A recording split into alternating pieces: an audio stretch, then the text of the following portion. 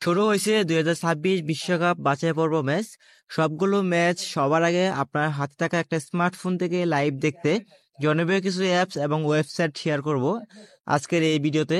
এই অ্যাপস এবং ওয়েবসাইটের মাধ্যমে কোনো প্রকার নেট ঝামেলা ছাড়াই আপনার হাতে থাকা একটা স্মার্টফোন থেকে আপনার কাঙ্ক্ষিত ফুটবল খেলাগুলো আপনি দেখতে পারবেন। শুরুতে আমরা যে অ্যাপসটি রাখছি সেটি হচ্ছে স্পোর্টিজি অ্যাপ। এই অ্যাপস প্লে স্টোরে পাবেন না, যে কোনো ব্রাউজারে স্পোর্টিজি লিখে সার্চ করলে আপনার সামনে একটি ওয়েবসাইট চলে আসবে এবং সেই ওয়েবসাইটে ক্লিক করে আপনি অ্যাপটি ডাউনলোড করে নিতে পারবেন এবং ওয়েবসাইটে কিন্তু আপনি খেলাটি দেখতে পারবেন। সো এই অ্যাপটি ডাউনলোড করে আপনি জাস্ট অ্যাপটি ওপেন করবেন। ওপেন করার সাথে সাথে কিন্তু আপনার সামনে একটা হোম পেজ চলে আসবে। সেই পেজে কিন্তু আপনি আপনার খেলাগুলো দেখতে পারবেন। এবং আরো কিছু অ্যাপ আছে, সেটি হচ্ছে ফুটবল এইচডি লাইভ স্পোর্টস এবং টি স্পোর্টস। এই অ্যাপগুলোর সাহায্যে কিন্তু আপনি খেলাগুলো দেখতে পারবেন।